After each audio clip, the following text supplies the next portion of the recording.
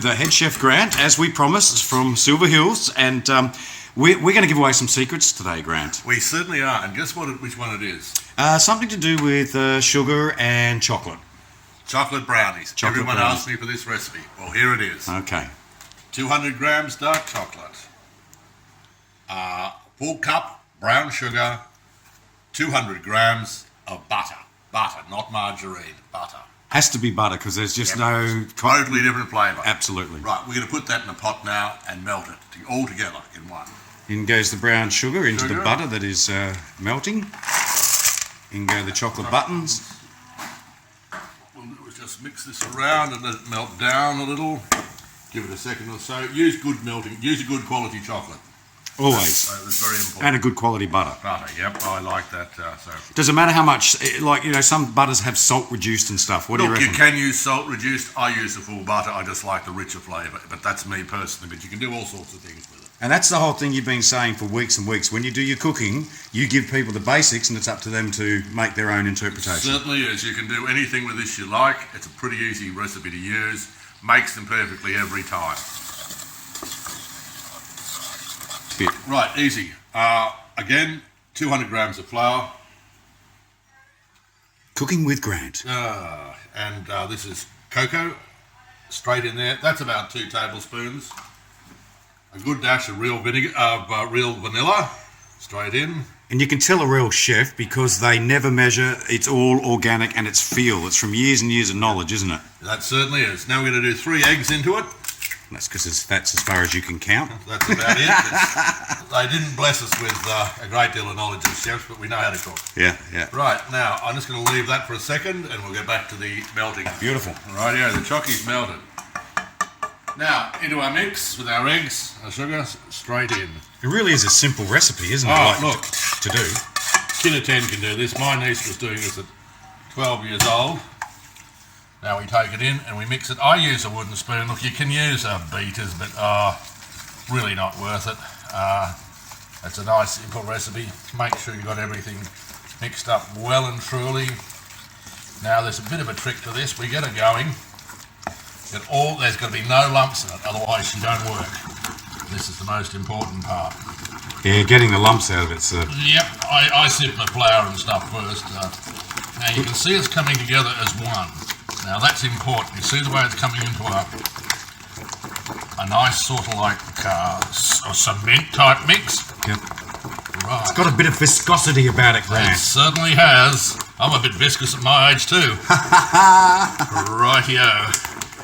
Right, now there we go. Now here I have a pre-greased tray.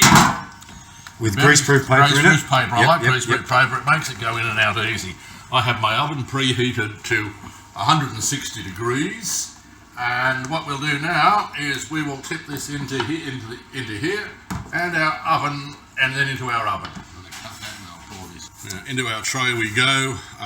Oh, it's chocolate heaven. It is. It's nice and rich. It's easy. Make sure you get it all out. Don't waste any.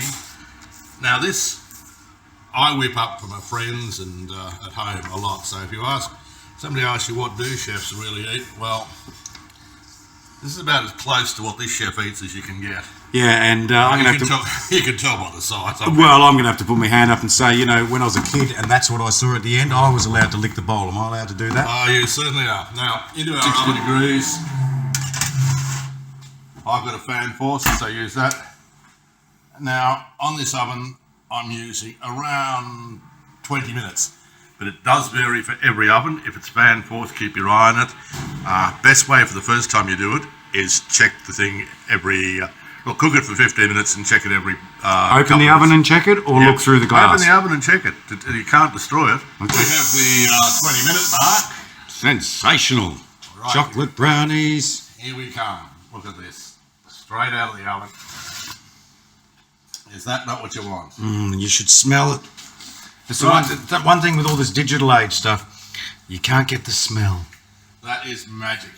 Now that'll sit, I like to let this sit now. It's on a cooling tray, which is very important. Don't put it straight on cold metal. It can shrink down. This is never going to rise. Now what we do, I like to actually leave this for about 12 hours to cool properly so you can cut it easy.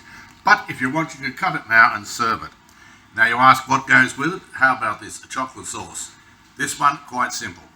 The same chocolate buttons we're just using, the good quality, 50% of those and 50% fresh cream into a pot, mix it. Don't do anything else. No complicated chocolate sauces. Very simple. Chocolate and cream. Mix together, melt, pour over it. Wow, you're on your way.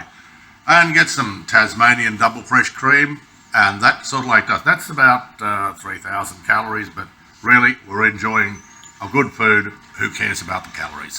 Grant, thanks for sharing your world famous, because everyone hassles you about this recipe, don't they? Oh, look, I've been asked so many times.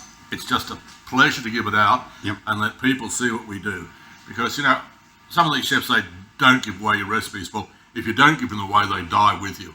And that's such a shame because so many good recipes have been lost that way. Anyone that wants a recipe that's in for dinner, I have no problem giving it to them.